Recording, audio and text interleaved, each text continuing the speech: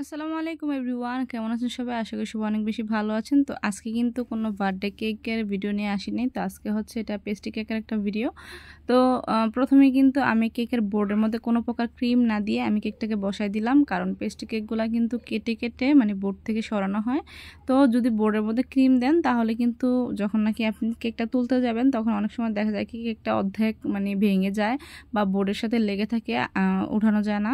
তো যার জন্য বোর্ডের মধ্যে ক্রিম না দেওয়াটাই বেস্ট। আর হচ্ছে এখানে আমি মানে আগে থেকে সুগার সিরাপ ব্রাশ করে রাখছিলাম কেকগুলোর মধ্যে। তো এতে করে কিন্তু আমার কাজ করতে অনেক বেশি ইজি হয়, যার জন্য আমি এভাবেই করি। এই ধরনের কেকগুলো কিন্তু আমি খুব বেশি একটা অর্ডার নিই না, কারণ দেখা গেছে এই কেকগুলো বিক্রি করলে আমার খুব বেশি একটা লাভ হয় না।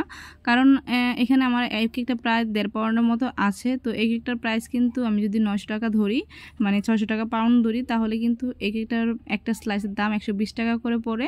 তো দেখা গেছে কাস্টমার ভাবে যে 120 টাকা দিয়ে একটা কেকের স্লাইস কিনে খাবো, মানে নিবে না।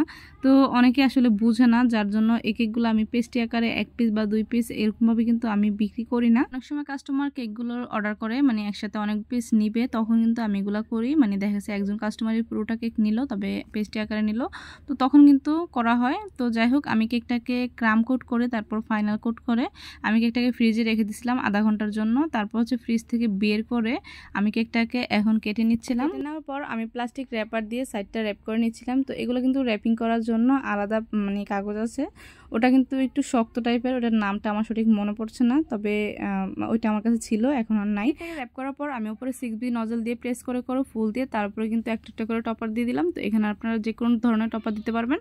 তো আমরা কেকের লেয়ারে কিন্তু যে ধরনের আমরা পেস্ট্রি ক্রিম বা চকলেট গানাশ ইউজ করি, কেকের প্রাইসের উপর ডিপেন্ড করে এগুলো ইউজ করি। তো যেহেতু কেকের প্রাইস মোটামুটি কম ছিল, যার জন্য আমি কেকের লেয়ারে কোনো প্রকারের পেস্ট্রি ক্রিম ইউজ করি না। তো আপনারা চাইলে কিন্তু পেস্ট্রি ক্রিম অথবা চকলেট গানাশ ইউজ করতে পারেন, এতে কিন্তু কেকের টেস্টটা অনেক বেশি ভালো আসে। কেকগুলো আপনাদের কার কাছে কেমন লাগছে অবশ্যই কমেন্ট করে জানাবেন। সবাই ভালো